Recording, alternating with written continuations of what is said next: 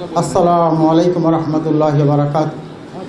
সম্মানিত উপস্থিতি, আমি আপনাদের কাছে একটি বিষয় বিনয়ের সাথে বলবো যে ভোট একটি বিশ্বাস, ভোট একটি আমানত, ভোট একটি সুপারিশ, ভোট একটি সাক্ষী।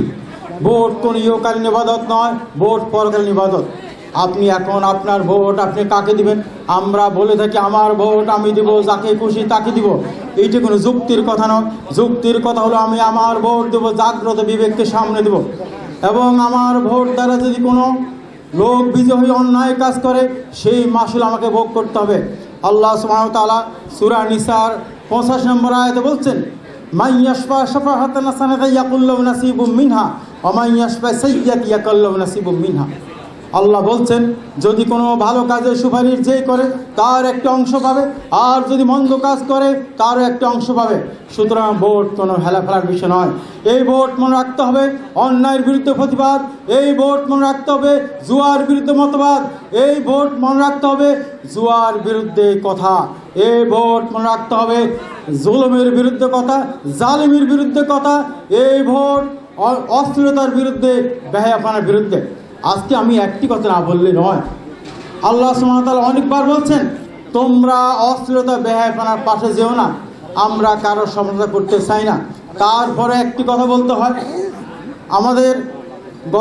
আমাদের বিপরীত খানের একটি কথা আমি শুনলাম আজকে সকালে ভিডিওতে। তিনি বললেন আমরা বেগম বাজারের বেগমদের জন্য কিছু করতে চাই। আমার কাছে শুনে এত খারাপ লাগলো, তিনি বেগম বাজারে বেগমদের জন্য করবেন, মৌলভী বাজারে মৌলভীদের জন্য কিছু করা কিন্তু বলেন নাই। এটা বড় দুঃখজনক। যে চিন্তা করতে হবে, সবাইকে সমান চিন্তা করতে হবে, এবং এই যে বেগম ভাই বোন উপাধি দিয়ে বিভিন্নভাবে একজন দেখা দেখি আল্লাহ সুবহানাহু ওয়া তাআলা সূরা নূরের 30 নম্বর আয়াতে বলছেন কুল্লিল মুমিনিনা ইয়াগুদ্দুনা মিন আবসারিহিম, এ মুমিন তোমার চোখ অবনত করো। 31 নম্বর আয়াতে বলছেন অকুল্লিল মুমিনাত, মহিলাদের চোখ নিচু করো। তাহলে এই যে ব্যবসা বাণিজ্য করতে গিয়ে আমাদের জীবন থেকে যদি ঈমান আমলের বিষয় সরে যায় তাহলে বিশ্ব আমাদের এই দুনিয়ার অর্থ আমাদের কোনো কাজ হবে না। আল্লাহ সুবহানাহু ওয়া তাআলা আরেক জায়গায় বলছেন ওমাল হায়াতুদ দুনিয়া ইল্লা মাতাউল গুরুর। এই যে বিষয়টা আমরা এই দুনিয়ার স্বার্থে বাসি দিয়ে মনে রাখবেন, ব্যবসা 90% রিজিক কিন্তু ব্যবসা থেকে আসে। ব্যবসা হালাল, যদি হালাল বা ব্যবসা করা যায় তাহলে ব্যবসায়ীদের হাসর হবে নবী রাসূলদের সাথে, শহীদদের সাথে। আমরা এই যে দিন মোহাম্মদ ভাই, আসাদ ভাই, রিপন ভাই সহ এই বিজ্ঞ লোকদের ছায়া আমরা পেয়েছি।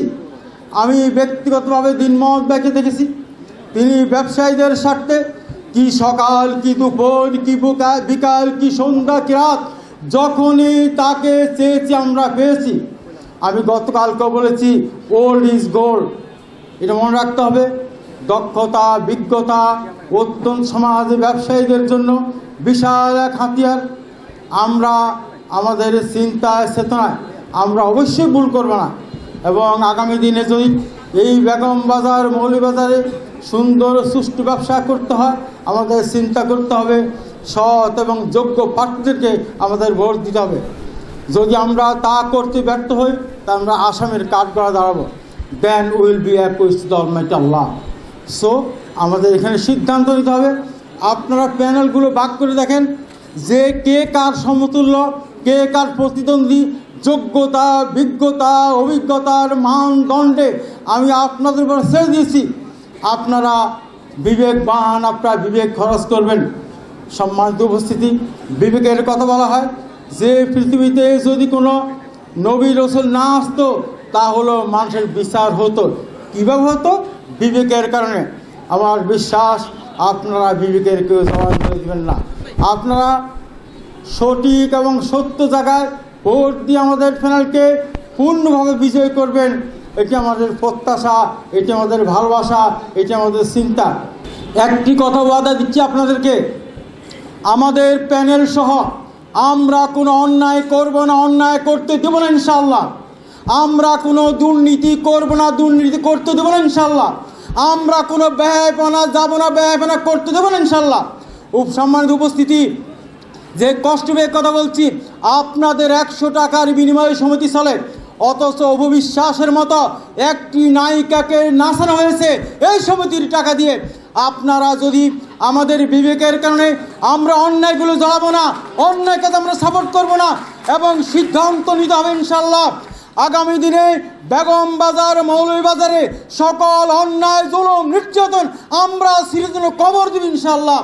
আপনারা আমাদেরকে পূর্ণ পেলে একবার বিজয় করে দেখুন, যদি না পারি আগামীতে আর বস থাকবেন আপনাদের কাছে। আর একটি কথা বলছি, আমাদের পরিষদের যদি কোনো সদস্য কোনো অন্যায় করে থাকে আপনাদের ভোটে পাশ করার পরও আমরা কথা দিচ্ছি আমরা কাউকে ছাড় দেবো না ইনশাআল্লাহ।